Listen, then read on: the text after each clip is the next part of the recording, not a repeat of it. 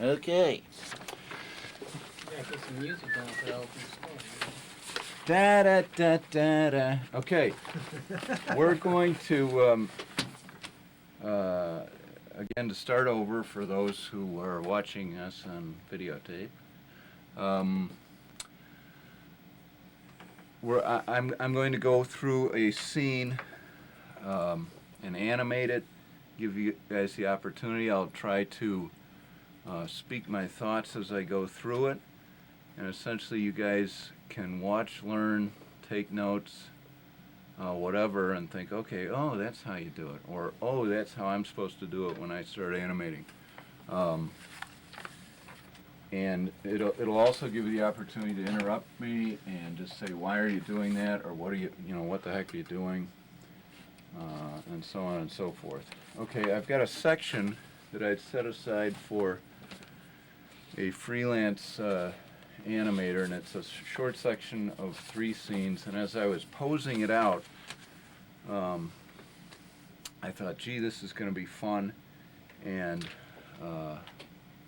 why don't I show the class, because there's some great little wacky actions in this scene. In this particular scene, and I've got scenes 58, 59, and 60 from the Warner Brother production Bully for Skippy, and that's copyrighted. In this show, and it's important for the animator to understand what the point of the show is and where his section fits in. It's important to understand what's going on, and in this particular show, well, it starts out with there's a congressional hearing and there's a federal hearing about violence on TV, and so they've come down with the mandate that there be less violence and more educational programming, which sounds like reality.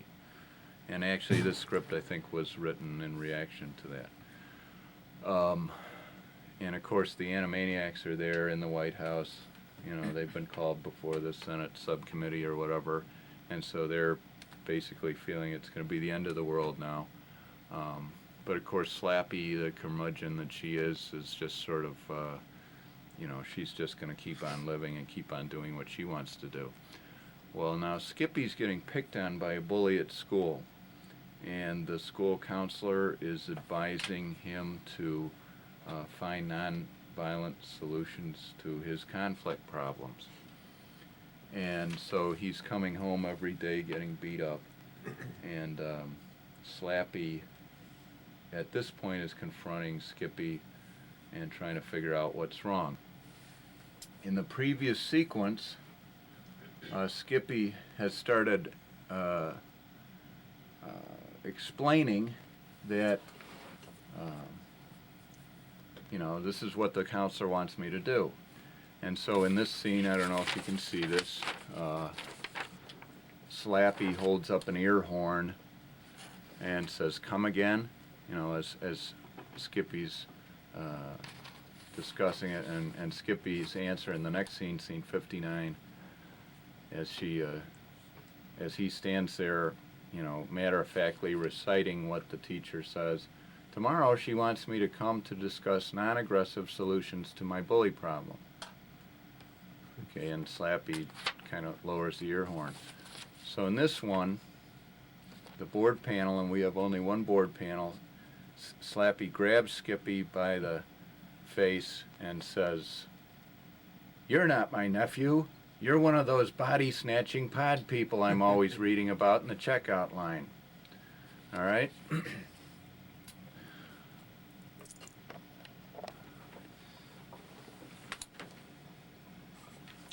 Okay, the next job is to locate it on the tape. You grab your handy Warner Brothers cassette tape that they send you, or a copy thereof that we've made for you, and you pop it in your tape player, and you play it to listen how it's been delivered by the voice actor. My nephew? You don't want anything. Come again?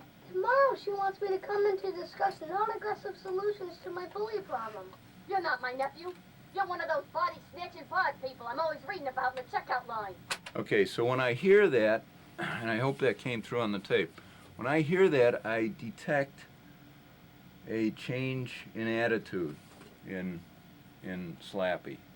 That Slappy's been just discussing this and then hearing things but thinking that maybe she's misunderstanding, so she's fiddling with her hearing aid, she's putting up the ear horn and so on to try and hear better.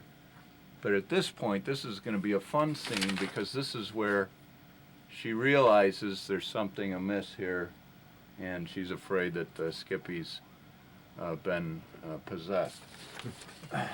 So we now understand the scene and we understand what's supposed to happen, so we can proceed to start to animate the scene. We take our handy exposure sheets, and this section begins with scene 58 here, and there are some notes from the director and some little thumbnail sketches occasionally. Lip sync's been marked on next to the lip sync column, and we can see that this dialogue has been broken down phonetically in the dialogue column. Come again. This is a phonetic breakdown frame by frame in scene 58. Scene 59, I've got the different angle but a hookup pose thumbnail sketch on the exposure sheets, and then Slappy will lower the horn and turn to look at Skippy, who's standing there saying whatever he's saying. Did you do those thumbnails? Yeah, I've gone through and made all these notes as far as basically when things happen, and I look on there, and we'll get to this as we get to our scene. We're not going to go into too much detail on this particular scene, but this is a continuation of scene 59, and then as we see the red line at the bottom is the cut line, and scene 59 ends there. So scene 60 begins at the top of the next page. And on the sheets, basically what we have is, it says, and I don't know if you can see that on the video, it says Slappy Ka. And Ka is the sound we hear before boom. Kaboom. So whenever we've got an explosive type of movement, we'll often put a Ka drawing, like a kaboom drawing, before the big explosive action. And in this case, Slappy takes up and back, horrified, and we have to make, and then that's what Slappy's doing. Meantime, Skippy needs to hook up, needs to pick up where he left off at the end of the previous scene, and we kind of need to know what that is, and then settle into a pose looking up at Slappy. Slappy takes, and then it basically says, listen to the track. In other words, you're going to kind of work off of the dialogue track while Slappy says, phonetically broken down here, you're not my nephew. Okay, so that little phrase takes about 1.5 feet of footage to say, you're not my nephew. And then, as Slappy finishes the word nephew, she antics to point, and then on that X frame there is where we want to hit the point, pointing accusingly at Skippy, and then goes into some ad-lib dialogue pointing at Skippy. Skippy has a slight reaction after, a few frames after Slappy points accusingly at him, and as he settles into that reaction pose, the dialogue goes on, you're one of those body snatching pod people I'm always reading about in the checkout line. Okay. Skippy holds in that position. There's some accents, and an accent is a case where you hear a big sound in the dialogue. You want to hit that probably a couple frames before the vowel, and in this case we put an accent 2 frames before, well, 3 frames before the ah sound of pod people. Pod people. Ah. It's a big thing. Let's listen to it again. Snatching pod. You're not my nephew. You're one of those body snatching pod people I'm always reading Okay. about in the checkout line. Pod people. It's actually not that big a deal, but we're just going to use it as an accent. Continues. Antics, reaches forward, grabs Skippy's head, and pulls Skippy's mouth wide open and thrusts her head down Skippy's throat like a cartoon lion tamer. Blah, blah, blah. So that's the scene we're doing. And this can be fun. Now, your director has put drawings in to a folder. The layout artist has provided a nicely pegged background. This is in Slappy's tree house near the staircase with these magically levitating logs or whatever they are. I think they're all supposed to be attached to the wall somehow, right? And we've got our field guide, which in this case, due to various circumstances, was originally going to be at a 12 field. We ended up making it 11 field, 1 south and 1 west. So we took the camera, and we're going to end up with the camera slightly south and west of center. And the first pose is this, and these are our hookup poses, okay, of Slappy and Skippy. And we are ready to begin animating.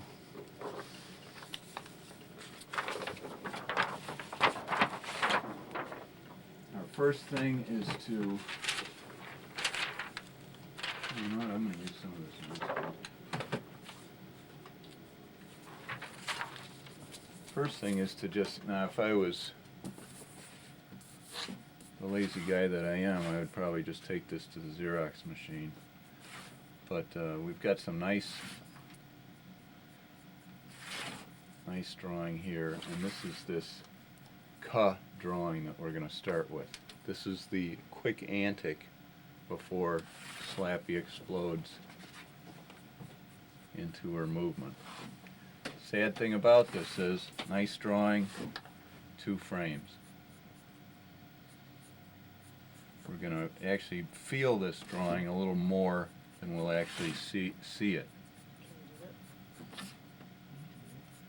Hey John, did you want the lights turned up? Yeah, we could see what happens. Go away. Ooh. Is that better? It's a little too dark for me. Means something. Okay. Yeah, I think It washes out the camera. it kind of does, yeah. Okay, so I'm just cleaning up this one first drawing. We're not cleaning it up, I'm just sort of separating it out. And some animators might just circle this drawing and say, turn this into whatever. Meantime, I'm thinking about what am I going to label this drawing in the Slappy level. And I realize that I'm probably going to be able to operate through this scene. I have this hammer, this mallet, which is a previous story point, and we've just kind of laid it down on the ground, and so that's just a held cell that's going to be there the whole time. So we can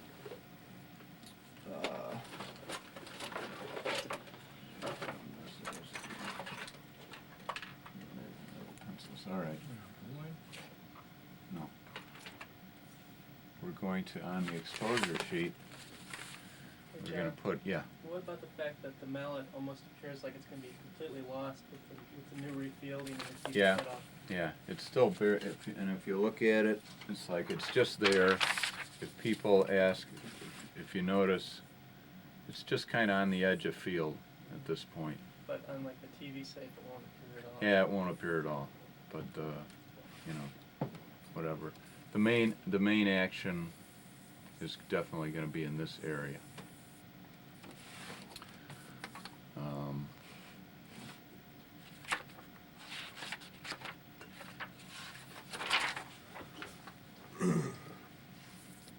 So, Why is there so much distance between the characters?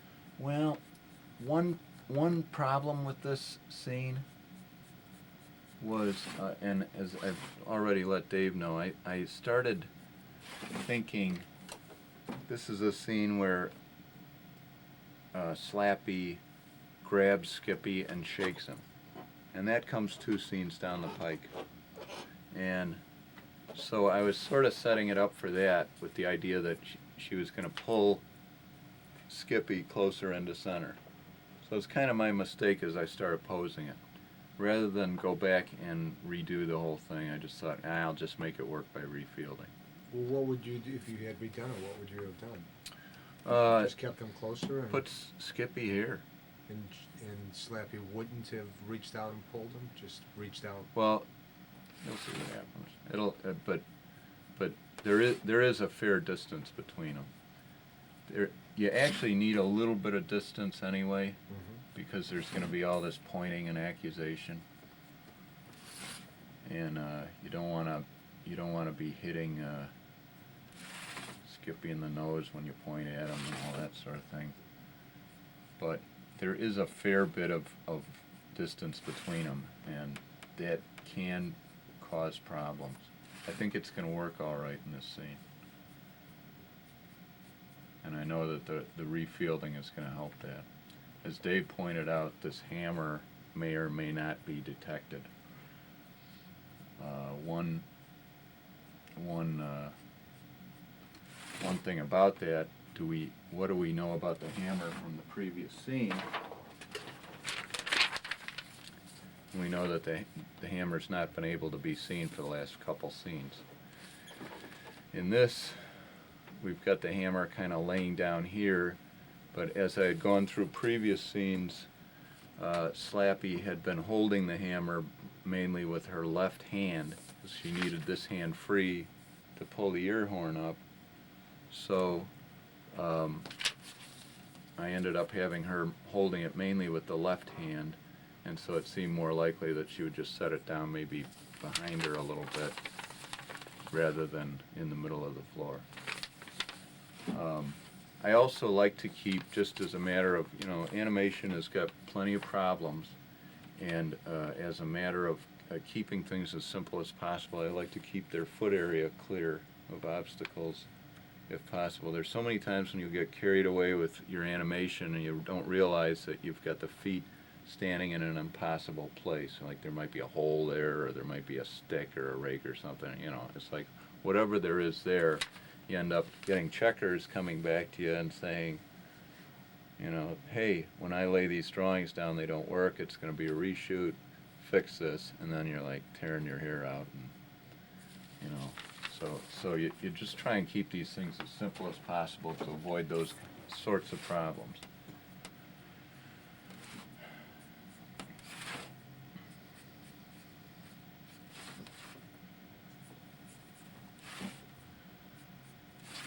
And this is also a good chance where,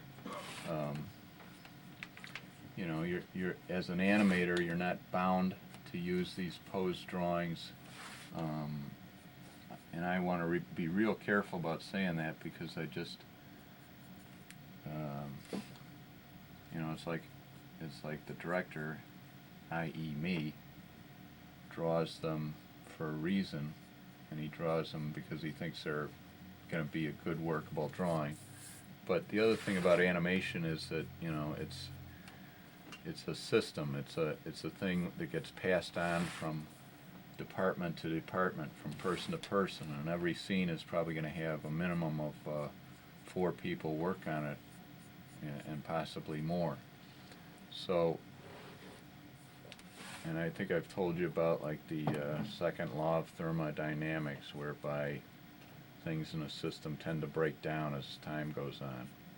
And so if we want to make this cartoon as good as possible, you kind of want to be adding good creative energy to it as you go, and because there's going to be a lot of stuff lost. There's already been things lost. I mean, this cartoon looked best in the mind of the writer, and as good a job as we're gonna do on it, the writer will always feel that there probably could have been scenes that were better and things that were done better. And, you know, it's that theater of the mind thing, that it always looks best in your mind. And he had all kinds of great ideas, and these great ideas inevitably get misinterpreted by the board artists or whatever. Going through and throwing some shadows in. You guys know what I'm saying, right? Yeah, sure.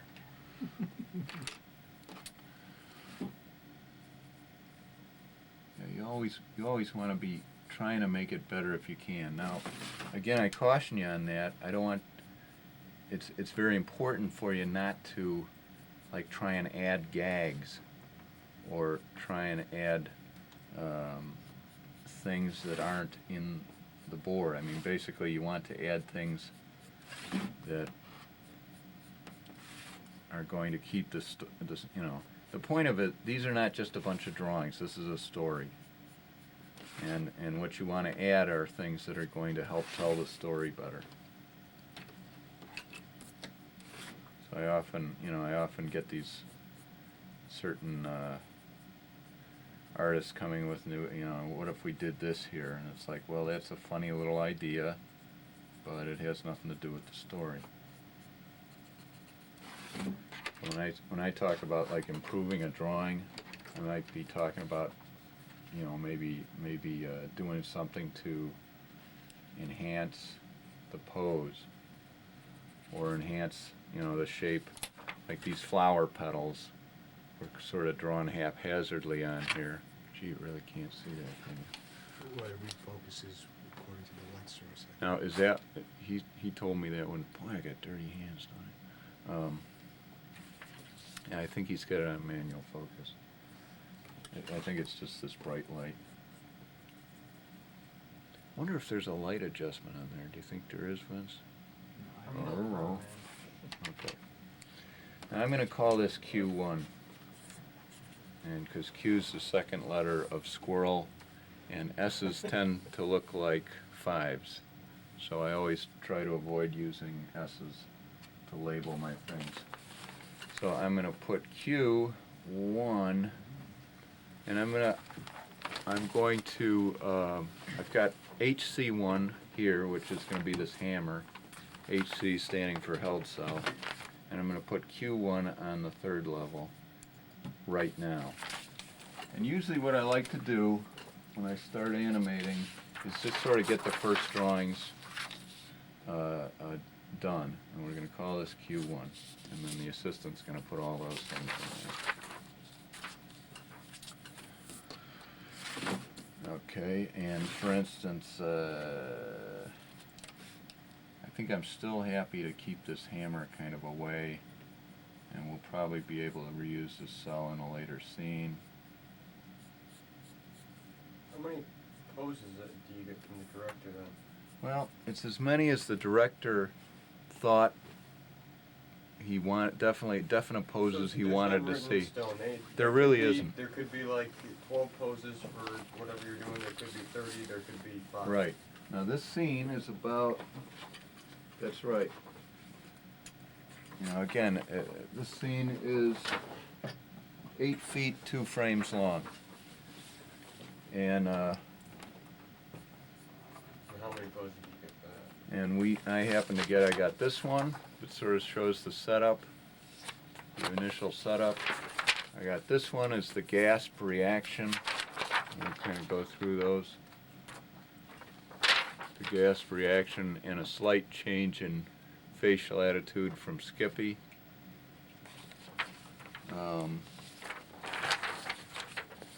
That pose of Slappy saying, "You're one of those body-snatching pod people."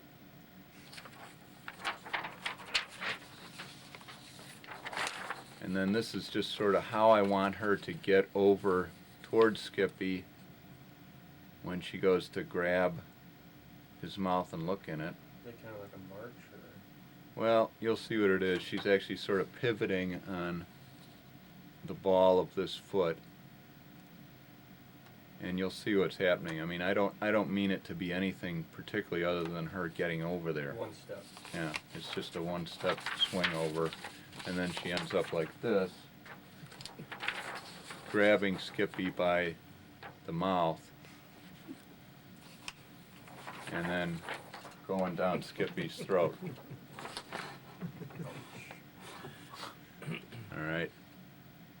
And she said, "You're one of those guys I'm reading about in the checkout line." Okay. So I don't. What was that? For 8 feet, I ended up getting 5 poses. Well, there's a 3.5 in here too, so maybe 6 poses. How many animation cells would it be then? I don't know, and that's Did that that's the be- mystery we're gonna discover tonight. So how many seconds is that right there? 8 feet and 2 is probably about what, 5 seconds? I guess. 1, 2, 3, 4, 5, almost 6 seconds. When it comes to poses like a step pose, how strict are those to copy since it's an action? Very good question, and the answer is, if they work, use them, and if they don't, don't. I'm pretty sure I can make that work, but that's because I know what I was thinking. You guys don't know what I was thinking. Sometimes don't know what we're thinking. Yeah, very true. So. Shadow lines, and we have held cell 1.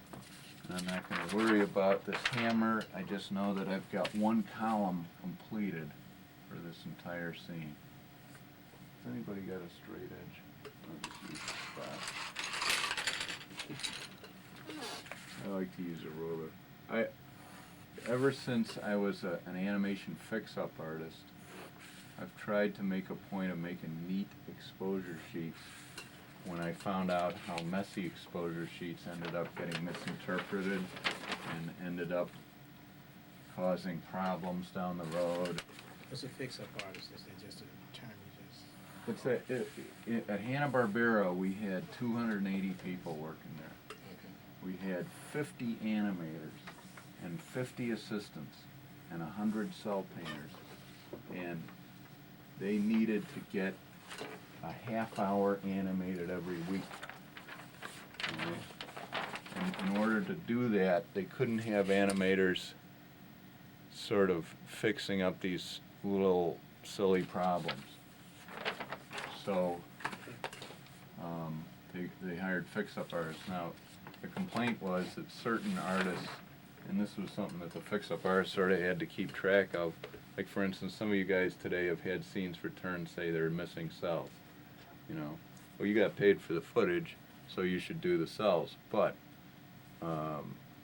you know, in some cases they would like try not to bother you and just have a fix-up artist do those missing drawings. Now, knowing that, some assistants would just hand in things with unfinished drawings, knowing that the fix-up artist would fix it up. And that was just a you know, a sort of a cheaty way of getting footage. And so if that was became a chronic problem, according to the fix-up artist, they would crack down on those guys. And we got Skippy, and Skippy also begins with an S. So the second letter of Skippy is K, and that also stands for kid. So he's the kid squirrel. So that's a letter I tend to use a lot for Skippy. And you can see essentially here I'm just tracing over a drawing, which is all I've been doing.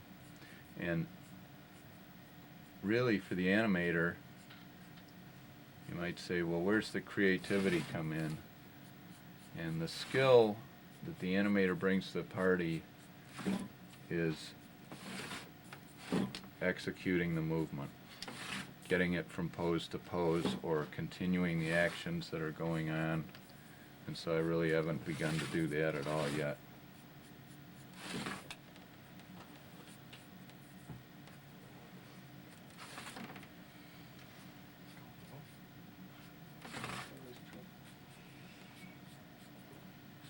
Also, when I'm posing these things, I tend to black the eyes in, but again, animators and assistants shouldn't do that.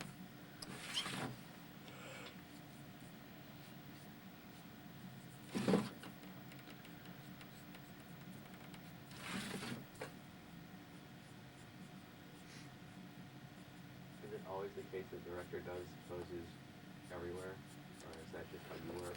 Or? When I got started, the director usually spent most of his time out at the bar. And didn't really do much except call reshoots.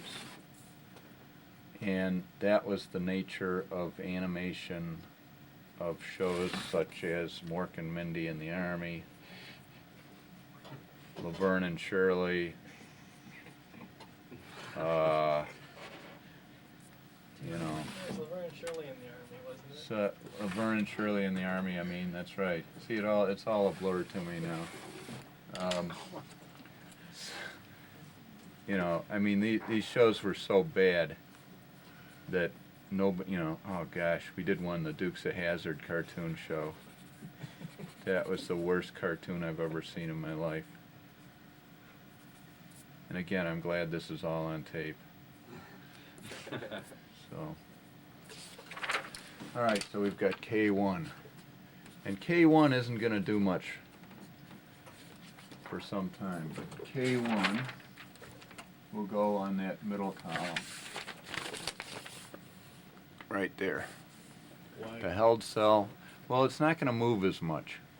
And you tend to put the non-moving levels toward the bottom out of courtesy to the cameraman, whose job it will be to follow these exposure sheets and shoot these cells. Like we already figured out that and we should also, we've listed the field size here is 11 field, 1 south, 1 west. We should also go to the front of the folder or to the layout or both and confirm that background 29, so we're reusing a background from scene 29. Background 29 is the background that the cameraman will need to lay down first. So when he sets up this scene, he's going to look in the camera note column and he's going to know that background 29 is the background for this scene, and that he needs to line up his camera so that it's focused on an 11 field, 1 south, 1 west, and he knows how to do that, and we don't need to ask more questions about that. But I want to get the non-moving levels on the bottom so that he can just leave those suckers there and not have to pick them up to change cells underneath. You see what a pain that would be? So, just out of common courtesy to the. So 6 being top. Oh yeah, that's the other thing that's important. It's like these sheets are kind of Chinese because they go from right to left instead of left to right, and that's, I don't know why it's done that way, but that's just the way it's done. It's the way the cameraman would read it from the camera notes. Yeah, and if to eliminate any doubts, they're numbered 1, 2, 3, 4, and like that. So yeah, you guys might be a little confused. Bottom would be 1. Yeah, 1 is the bottom. That's the first level. How many levels can you use? Well, there are 6 listed. 6 is okay. 6 cell levels.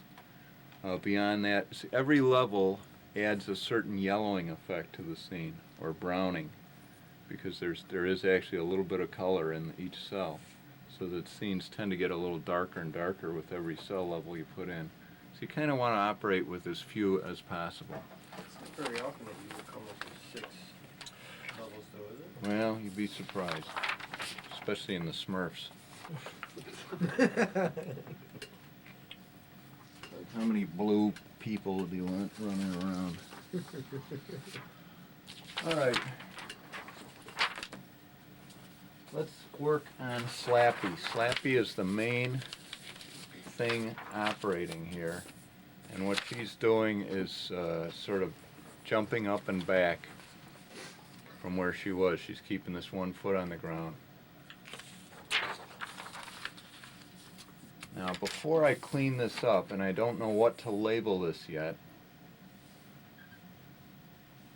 but I got an idea. I think what I'm going to do is try and figure out now how am I going to get there from this first drawing, Q1, to this. And I think the way I'm going to do it is I'm going to yank this head back to underneath where it's going to go up, right? It's going to go up from here, so I'm actually going to kind of pull it back, right? And I'm going to throw those shoulders way high just for the fun of it, because I think this could be really fun. And this would be an in-between Well, the poses. It's an in-between pose, but it's a key drawing. Okay? If it was a simple in-between, I'd let an assistant do it. But I really want to get some nice, snappy action out of this. So, right now I'm just sort of roughing in some shapes. High shoulder, you know, shoulder going way up there. Ear, hat. The flower will kind of trail that way.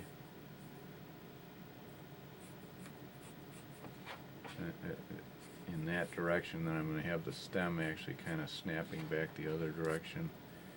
And we'll flatten out her bottom a little bit. Keep this foot and probably this foot anchored. And then just kind of connect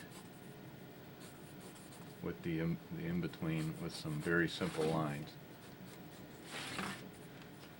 And maybe put a little bit of a kick in the tail too, so that the tail actually comes down before she goes up. Now, you notice that the director's put a little bit of a tracing of the hammer here, and on this drawing, if there's any overlap, we want to make sure that registers to the hammer, right? You would say register HC1 at that point. All right. I'm going to call this Q2, and I'm going to go back and fill in the details later, but right now I've got the shape pretty much worked out. And while I'm at it, I go to my exposure sheet and I can write Q2 down. And again, just the number 2, I think we've established at the top of the column that we're in the Q level. So if I just put the number 2 down here, the cameraman will understand that that's Q2.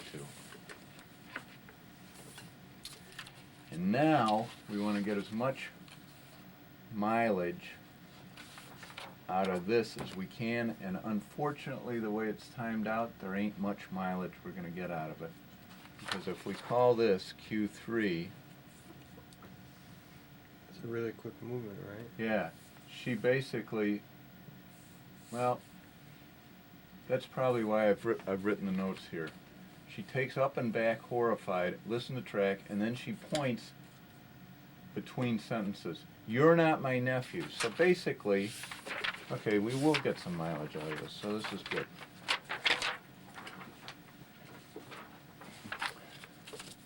So this is Q3. Now the thing about it is, 3, she's not saying anything yet. In fact, the lip sync is marked here for Q3. That we're at an A mouth. In fact, the dialogue doesn't start until really Q4, which will come here. So we've still got Slappy with her mouth closed at this point, but the action will be pretty cool. So I'm just gonna. You called it an A mouth? Yeah, sorry, an A mouth, and that goes back to our mouth, Right. lip sync codes. Right. An A mouth is shut. And with Slappy, she's got this big sort of toothless underjaw that juts out. So we just kind of draw that in, kind of flatten this cheek out, which had widened to allow the opening of the mouth. So we're going to flatten that out a little bit, maybe raise the cheeks a little bit, slightly for the shut mouth. Now the only thing is now, as I'm looking at this, she looks kind of happy, and I don't want her to look happy. When do you do the grids? Do you do the grids after you do all the keying? When I figure, yeah. Right now, this is all very quick, and so I don't have any in-betweens going on yet. I just want to make sure that Slappy's not happy. Okay, we got these nice with Slappy, who is my favorite Animaniac character. She's got these very prominent dark eyebrows, kind of her squirrel stripes.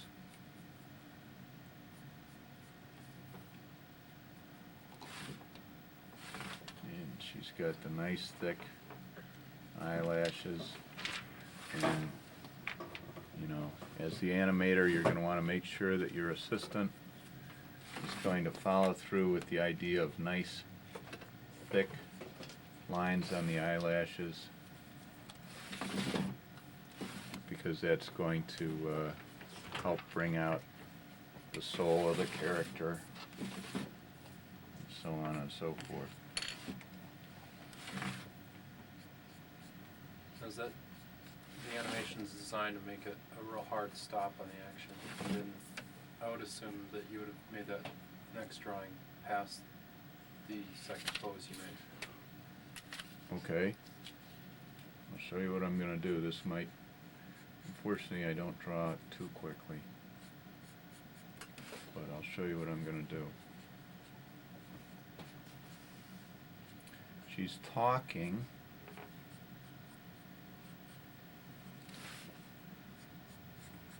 And I'm going to basically have her talking in this pose for this entire sentence. You're not my nephew. And one of the things that's important for animators to understand is that you got to be patient. You know, you're drawing a lot of drawings, and there's a tendency to want to create a new pose for every drawing. And you got to be patient. This entire sentence. You're just going to be moving her mouth. Well, I'll show you. It's going to be what we call a moving hold.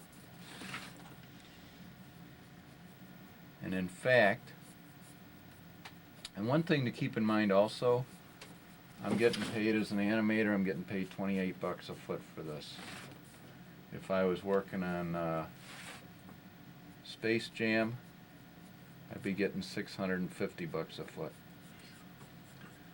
So What about Laverne and Shirley in your? I'd be getting 10 bucks a foot. All right? And so the thing is, make this stuff as good as it has to be. This stuff pays, like we say, almost 3 times as much as Laverne and Shirley in the Army did.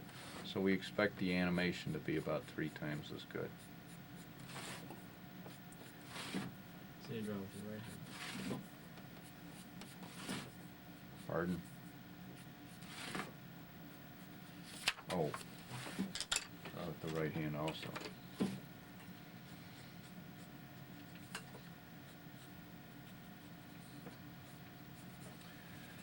And I guess what I'm saying for this is, I'm going to provide some nice animation on this scene, but I'm not going to overdo it.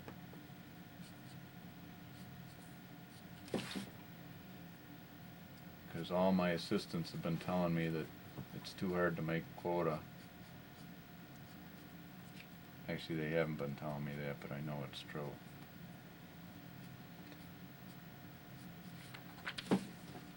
Incidentally, I don't know if you saw what I did here with this hand, but I saw an opportunity to improve the shape of the hand. It was kind of looking a little dingly there. Dingley, it's a technical term. Okay, it's Yeah.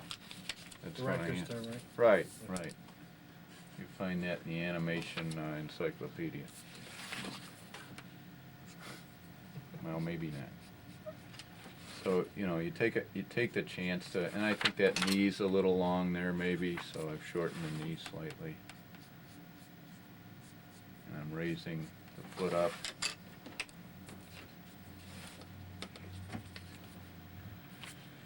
And I add the shadows. And we have Q3 here.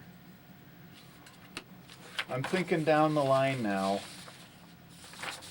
and I retire this pose to another pile. I'll eventually go back and finish Skippy. Then I want to see where that floppy flower's coming from. And I'm not paying attention to what the pose is, because this flower, as we saw, was headed in this direction. Now it's being yanked up this way, so I've got the flower really kind of needs to go about here. Okay. You know, that it's sort of following a flow. And now I can, and she's got a 6-petaled flower, so I go top and bottom, and then the 2 close ones, and then the 2 far ones. That's how to draw Slappy's flower. 3. Okay, down the line, what I'm thinking about doing here, I'll use a piece of cheap paper. I'm going to ease Slappy into a held pose at the top of this. And it's going to work like this. I'm going to let her ease into a pose that looks very much like Q3, but maybe a little more extreme. I'm going to go from Q3. I'm sort of visualizing my thoughts for you here. I'm going to go from Q3 to eventually cushioning in on another pose. And the way I propose to do this is I'm going to go to Q5 with 1 in between, and then I'm going to cushion into Q9, which is going to be my held pose. At that point, I'm going to let her finish her dialogue with separate mouths, which I'm going to call 9 something. Alright, 9A, B, C, D, E, F. And I can actually dope that, even though I haven't drawn it yet, I can actually dope that.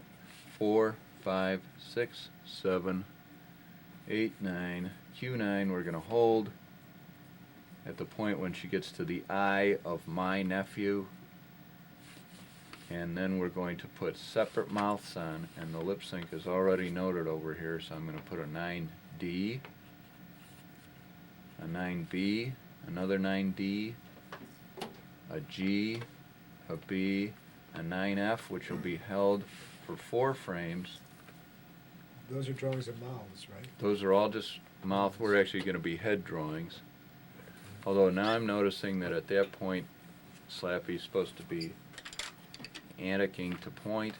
So I get out the old eraser and say, Slappy's got to be moving by then. So Q10 is going to kick in here. Now we have to always have the same number of levels of cells because of that yellowing factor. So I actually have to put a blank cell level at the top. And I do that now. So I'm going to actually hold a blank cell level over the Q level just for the color to keep consistent color. Now K, again, I'm not really worried about Skippy at this point. Okay, but Q1 to 9 is going to be this sort of take up into 9. We're going to hold 9, and we're going to use 9D, 9B, 9D, and 9G as just separate mouths while she's up in that pose. Alright, let's have a look at what Q9 is going to look like. And then Q5 is simply going to be an in-between to save the assistant some time. And again, the rule at StarToons is you can't have more than 3 in-betweens between between keys. Thank you, Thor. We've got a quick action from 1 to 2, then to 3. It's going to slow down considerably from there. I think the head's probably only going to go up about that much higher. The cheek, the ear, the shoulder. Okay. The only thing I know is going to be the same is the foot down here.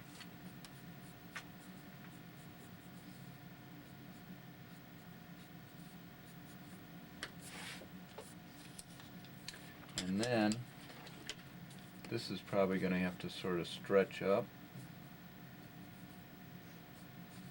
like that. And now I just start tracing for broke. I realign that. And I'm looking for tricky ways to separate this head. And what's going to make a nice separation, because there's no line between her head and her body. But the nice line is going to be provided by this hand here. This hand will make a nice cutoff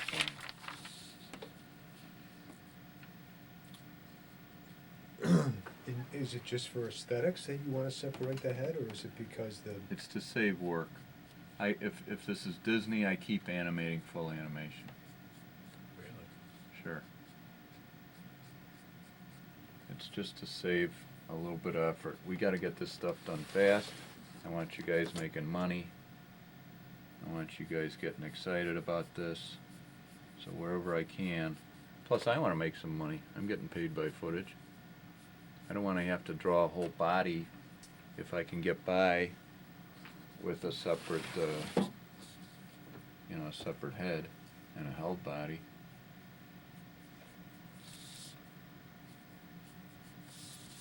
Okay, so I'm just tracing this off.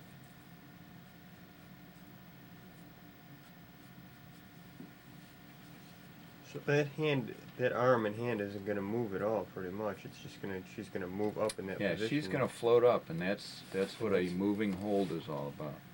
Oh. It's essentially the same pose, just... And you don't have to move that hand, and it'll give you the illusion that everything's moving. 'Cause her body... Yeah, her whole body's going to sort of drift up slightly. It's going to be a very subtle move, and it's going to... Nobody's going to give me an award for it, but it's just going to make the movement nice. And that's what animators try and do. Now we can do the old bone sticking out of the neck there, because that's all going to be covered by a separate head. So that's something that animators, when they got nothing better to do, they put a bone sticking out of the neck.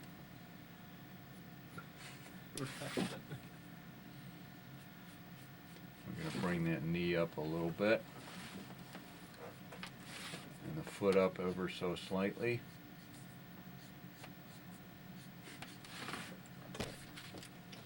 And I think I want to look at where the tail's coming from. It kind of went down, and then it went up. So I guess it's going to continue going up and towards the body a little bit. So I'm going to bring this tail.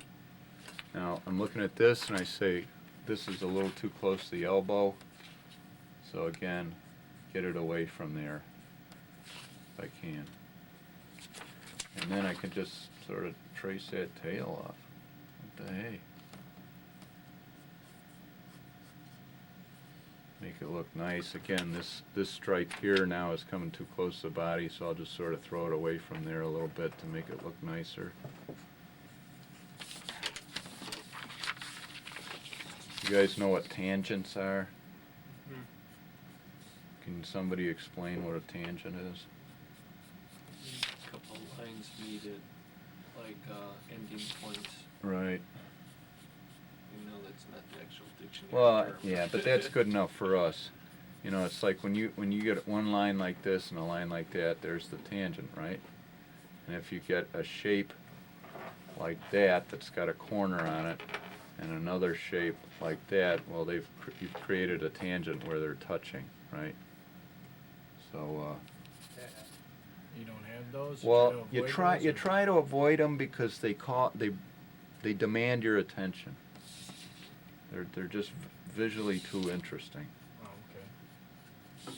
So, you know, you always want to control where the audience is looking. You know, there are a lot of tangents in animation. Some are unavoidable, but you know, you generally, you know, when you think of it, try and avoid them.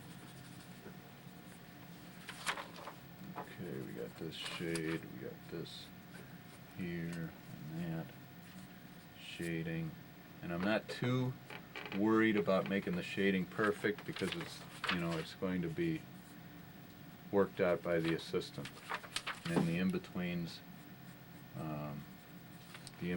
will make or break that.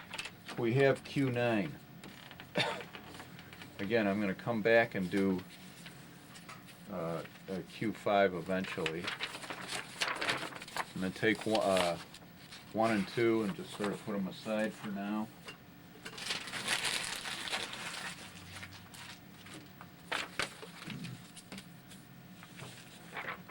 I've made some marks where that head's supposed to go, the top of the head, this, that, cheek line, that sort of thing.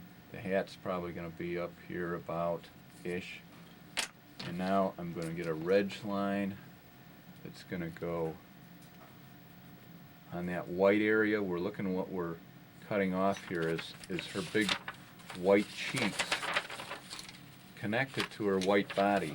So it's gonna register to this finger, and then this line that separates the white from the gray on Slappy.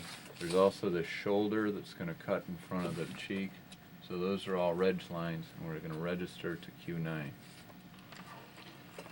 And we will now look for a D mouth, which we have in the pose.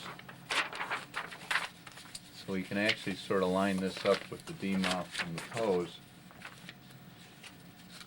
and trace that off.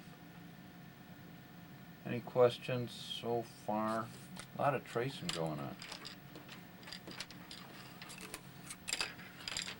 I'm seeing that this is... Why did you jump ahead from 5 to 9? Well, 5's really just an in-between. I don't need to worry about it.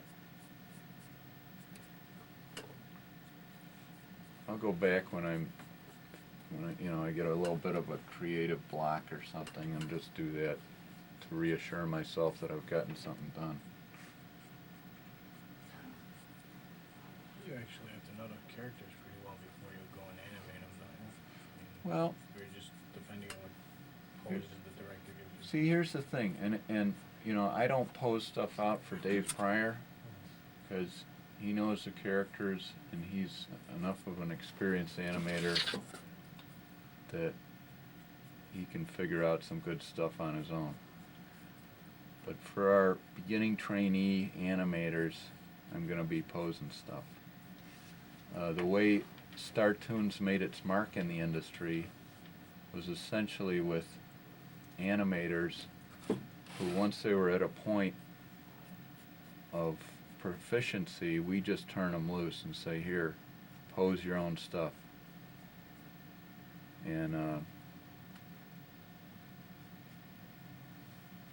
And that's what got us by. I mean, that's what, you know, and it was, you know, some of the guys we had, Chris Brandt and Tony Cervoni and Jeff Sergey and Kirk Tingblad, Mary Hanley. Boy, those were the days.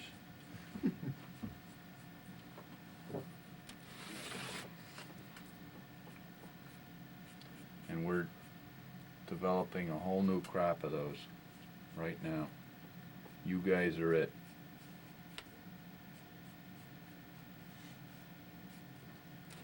Not quite Laverne and Shirley and the Smurfs, huh? No.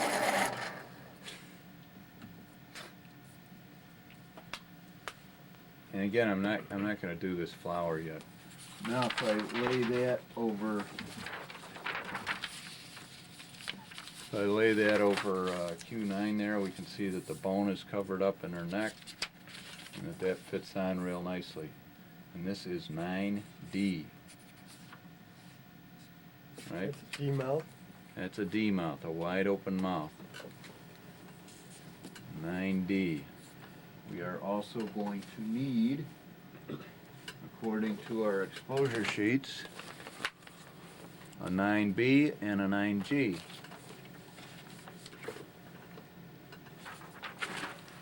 And those will be same head, different mouth. The G mouth is the F and V sound with the tooth, the upper tooth sticking out, and the lower lip, or in her case her chin, tucked in. And that gives you, and then I always like to put a little wrinkle there underneath the tooth, just to give the idea that she's biting down on her lower lip or whatever. And we'll finish off that shape.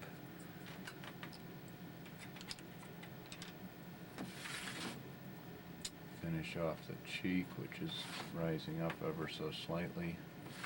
And the reason it rises up is why? Because in the previous one she's got a D mouth that's pulling the cheek down naturally, tiny bit. So just this slight, it's like a pencil's width difference is what I'm doing. And you put in your registration marks. And the other thing, we actually need to register. Registration is a tracing process. We need to put that wrinkle there, because otherwise you won't see that, right? So we actually need to register, trace that line on there, and then for the rest of the drawing, that's that thing you guys always see. TB, trace back D9. That's 9G.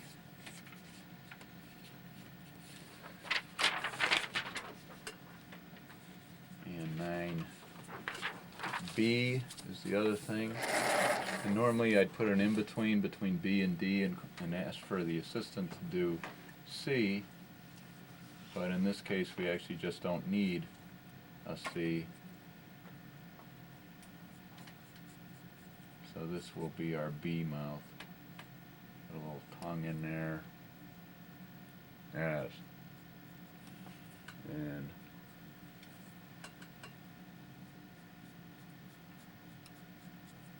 let's just compare that to the G to make sure we got the lower jaw. Yeah, it's about the same shape, same size. And probably use the same cheek because the jaw's in the same position.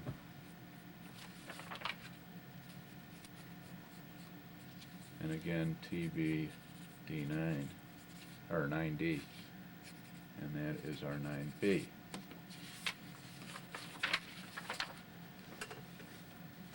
Let's go back and do our grids now. We know we're going to need some in-betweens. Q3 is going to go one in-between to Q5. And you can see this is a very subtle little action. Before I draw Q5, I've got to look at the exposure sheet. I'm going to need an E mouth on it because Slappy's saying, you're not my nephew. You're not my nephew. So Q5, which I've drawn here, I now look over and I compare and I see that I need an E mouth on that. And that the in-between, Q4, is going to need a B mouth. Sorry, I'm holding out of view here. Slappy is saying, you're not my nephew. There's a Y sound that's and a B mouth will get us through that. You could also probably use an I mouth but that's probably more complicated than you need to do. So right now I'm just gonna, in between the parts that I know will get me by, how are we doing for length there? Oh. In between this part, in between this part.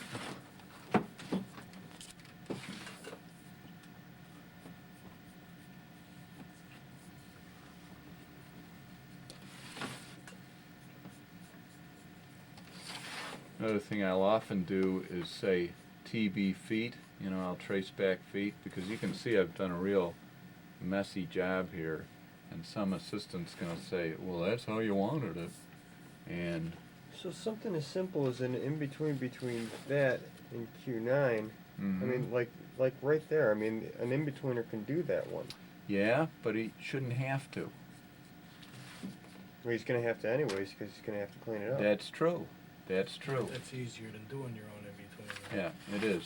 And then having to do And it also, it's a way of, it enables the animator to possibly add something if he thinks that'll help. Like add a little, I could put in a little eye blink if I wanted to. I don't think it'll help, in fact I think it would hurt, so I'm not gonna put an eye blink in at this point. But animators are getting paid enough, they can do the work.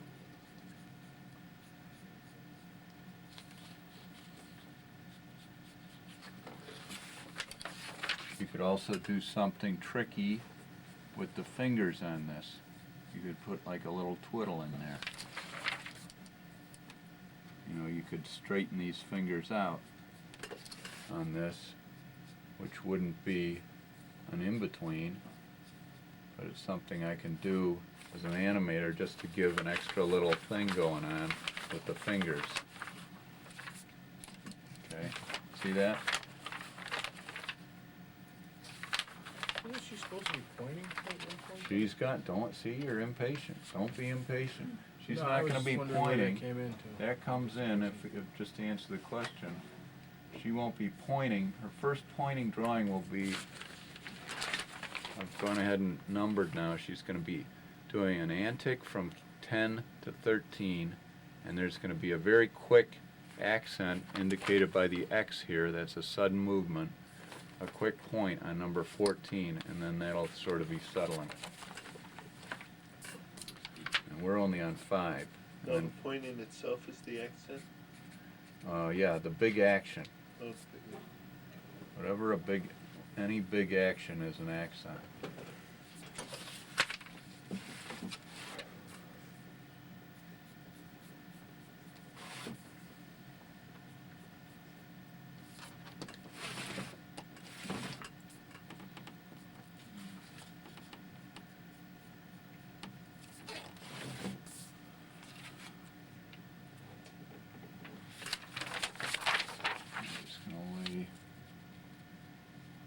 Picture over the other.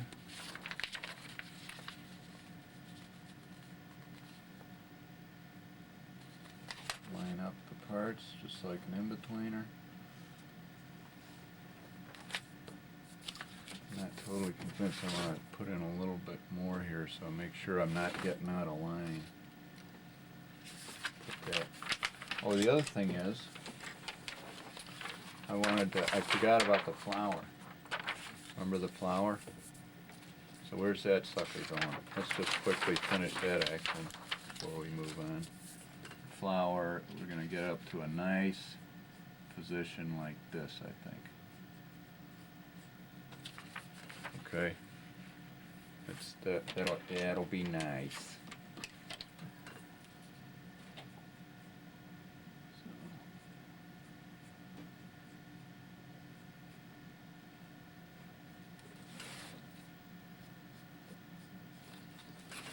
Alright, and then again the flowers will be traced back in those drawings. Okie dokie. What am I doing? I'm doing this in between.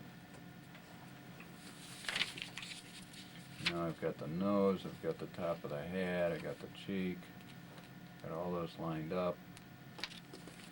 Now I can sort of put in the parts that aren't going to move. I'm not sure about this far cheek because it's going to be one of these aw mouth, a yaw, which is an E mouth. It's going to be actually sort of a closed mouth. I'm just going to sort of blue line it in right now and see what it looks like later. And it's probably going to have the cheeks sort of pulled in a little bit, in and down. So there's just going to be a slight variation there. The other thing you guys want to remember, it's just a basic rule, is top teeth should never move. You know, it's like, don't let top teeth flap around or anything, you know. They end up looking like loose dentures. Now right now I'm just going to write etc. in here, because I think the assistant will be able to figure out what to do with the rest of this stuff.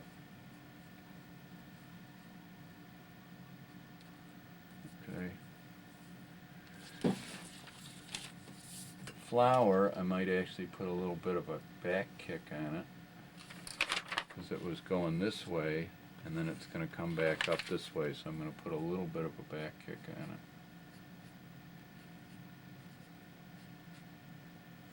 So that it kind of keeps going this way and then comes back up that way.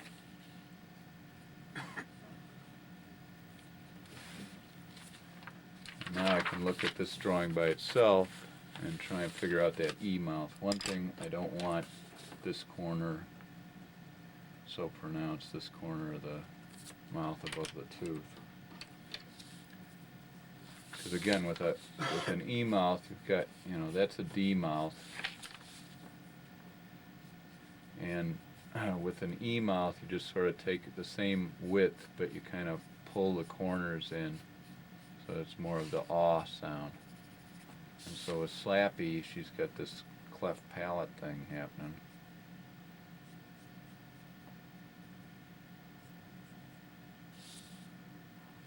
So she's still got that little separation in there, but all right.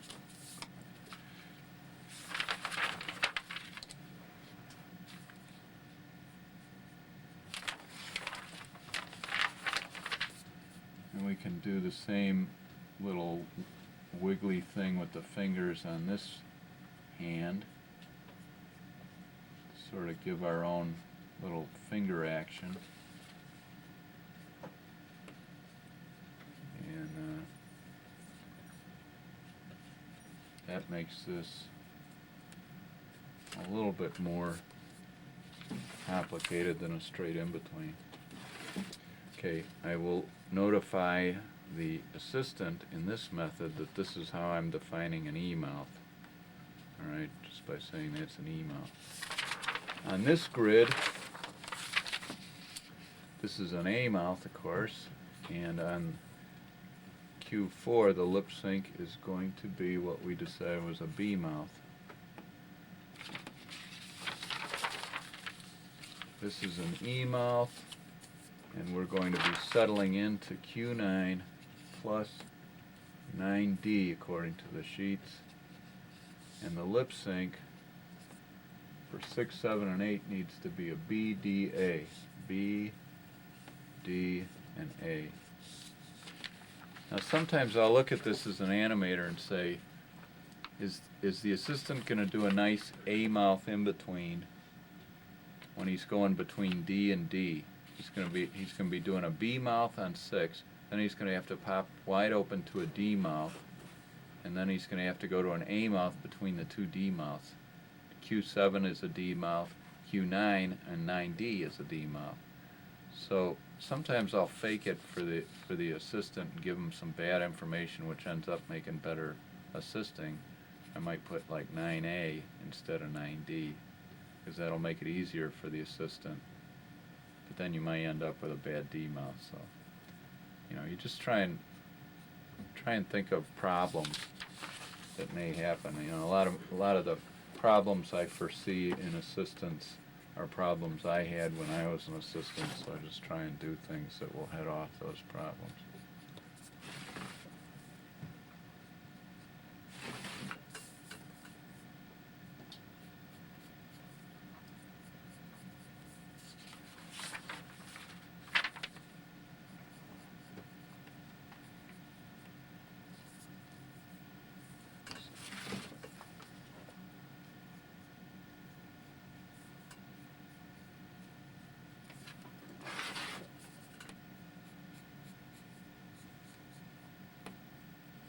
You can see I'm just sort of scratching my way through this drawing and assuming that the assistant's going to provide some nice line quality, right? All right. Now, lest I forget Q2, stick that in there, and I'll feel totally free to move on.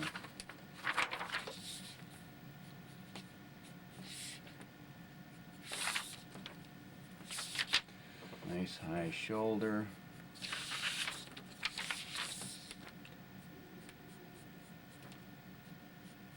Hand is being dragged along, so I try and fit it all within this nice simple shape.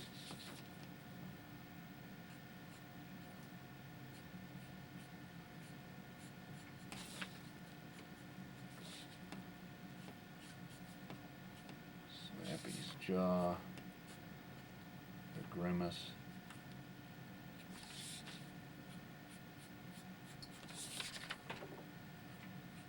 Nose. Not too worried about model on this drawing because it's going to be such a quick action.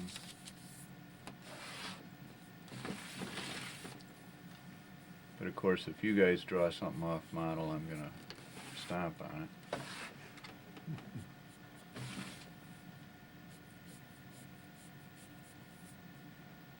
Till you've done your time. You know how that goes.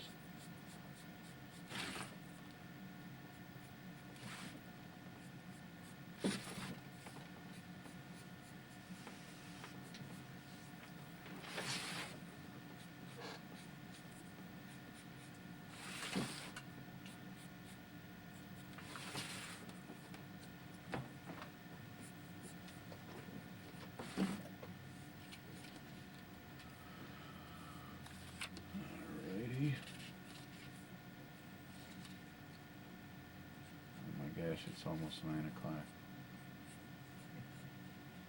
Probably have to finish this next week.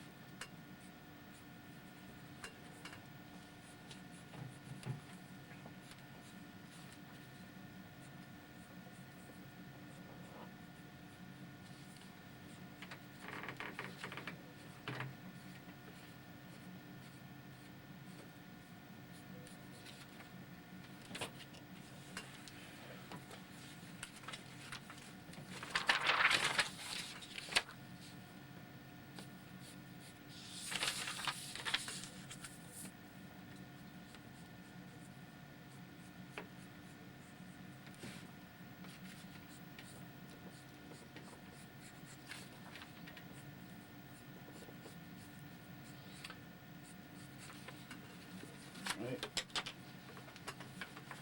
So at this point now I'm like, okay, I'm ready to abandon this section of the work.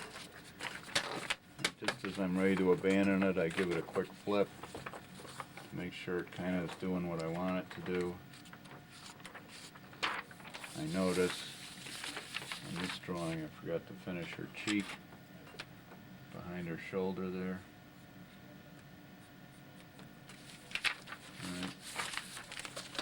Okay, we're ready to move on. She's going to point accusingly and say, "You're one of those body-snatching Todd people." And I'll probably be able to get away with this as Todd. Well, probably be able to get away with this. I was going to say I might be able to get away with that as 14. but unfortunately 14 she's got. So what we'll do, we'll make this, well, we'll see what we'll do. She's gonna antic to point. Antic to point, this is the point, this is the antic. Bring your hand back, that's the point. Antic, point. With her, for something this complex, Is she gonna bring it way back? yeah, but we gotta be careful because you gotta be able to see it. And I'm gonna bring her down. Now I've got the horse's leg out because I've got a real problem to solve here. This means I'm gonna do some messy drawing here. She's gonna point with this one, and I'm thinking maybe the best way is to do something really wacky, like arch her whole body around in this nice line of action or something, and then bend her arm this way up. Okay? See that? See that nice shape we got going there? And we'll maybe keep this leg up just as a kicker. And we're gonna put her head down, I think.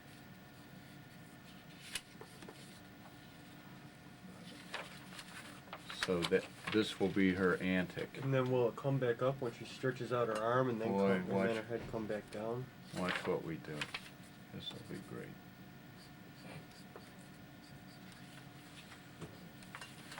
And I'm thinking, so this is going to be Q13, okay? This is going to be our kicker.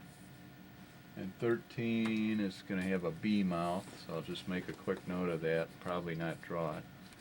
But that's your basic shape there. We'll get that tail going down here somewhere. Remind myself to register that if it needs registration. So we're gonna do a simple floating grid from 9 plus 9D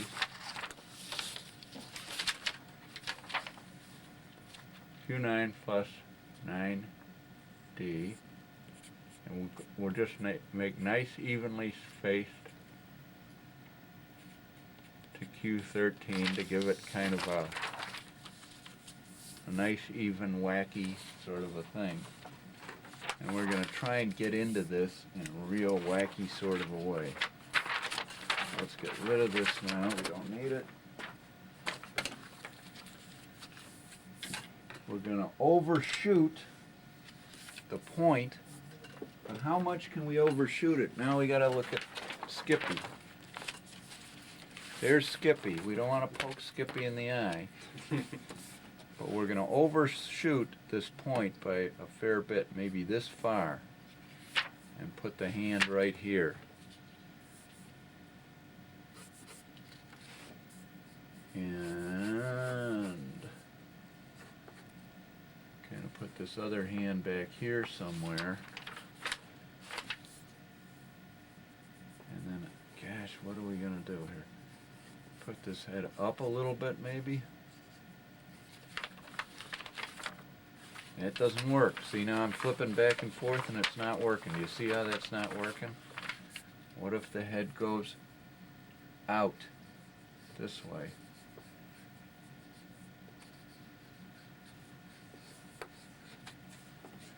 Will that work?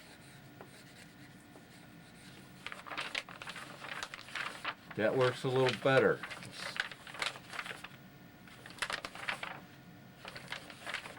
That works a little better. Does it work good enough? Is there something better that's gonna help us? This arm's bothering me. I've got to shorten that a little bit.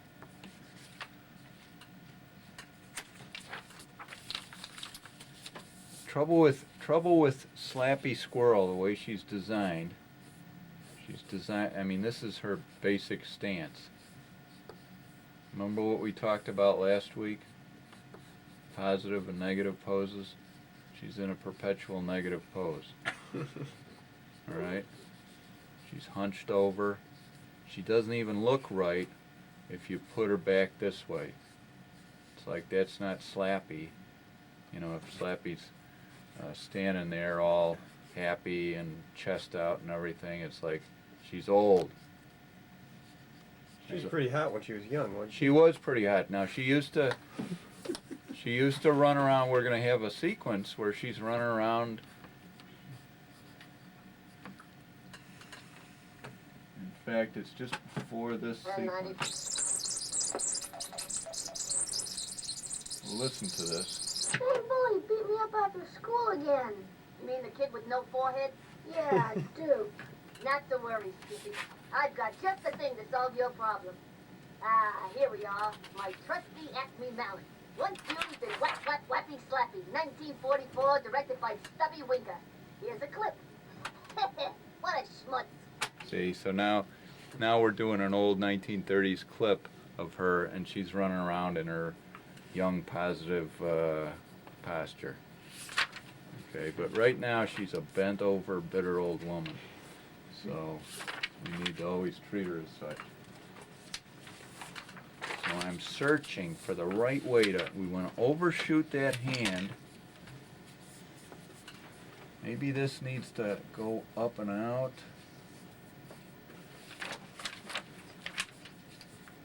Follow this arc here. Continue that, and you notice I'm really stretching her body. You know, she's starting to take on like a sort of a mongoose type of shape, you know, but it's like, well, it'll be okay. Because this is a very extreme, you know, thing that she's saying here. When I get my...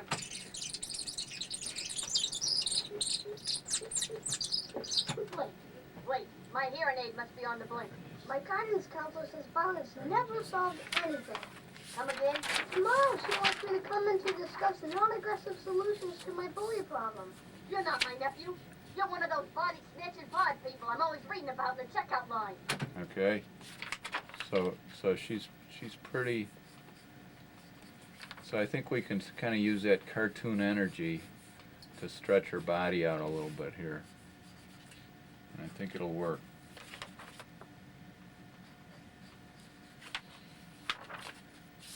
So, from there to there to there. Still doesn't work. Just looks clunky. I'll bring that head back. Here's the thing, we gotta look at another thing. Alright, we'll think about Vince's idea since none of mine have worked. See, the only thing I don't like about that head back, Because it brings her out of that depressing mood. that's exactly right. But, it still might work. Now here's another idea. Bring that elbow way out and drag the hand back. What the heck is this doing in there?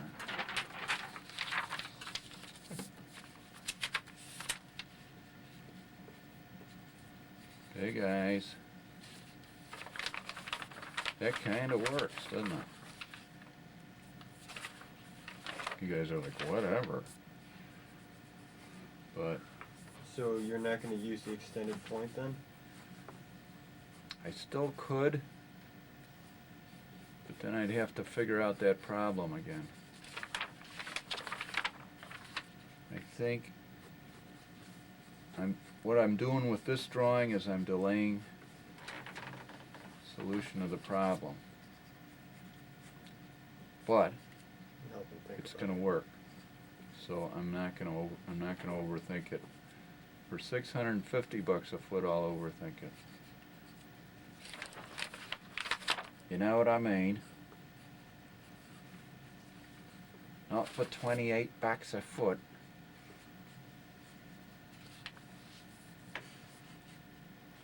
Okay, what are we looking at? This is 14. This is the accent drawing. The point. Foot down. So that's what that'll look like. And I think it'll work. And that arm, and you look at this and it's like, what the heck is that? You know, but it's gonna work. it's gonna, I mean, this, it's gonna end up being dynamic, and it's gonna end up looking okay. And the one drawing is gonna make people really wonder. But when you see it in action, you'll say, ooh, ah. All right. Next week, I think what we'll do is I'll take you through the way I finish this scene, and we'll also put it on a pencil test and let you see how it comes out. Okay? Any questions right. as we... So what you've done so far, John, is just the key poses? This What is you the showed us? animation. Yeah, I've provided, and I will be providing for our trainee animators these kinds of poses to get you through the main actions of what's going on in the scene. To this point, essentially tonight, in the hour and a half or hour and 15 minutes we had, I've been able to animate about 1 foot, or sorry, 2 feet. It's about a quarter of the scene. And really that's about right. You know, if I figure out I'd like to be animating a foot an hour, you know, I'm okay. So, if I animate a foot an hour, 40 feet in a week, 28 bucks a foot, I can buy ice cream at the end of the week. All right? Thanks.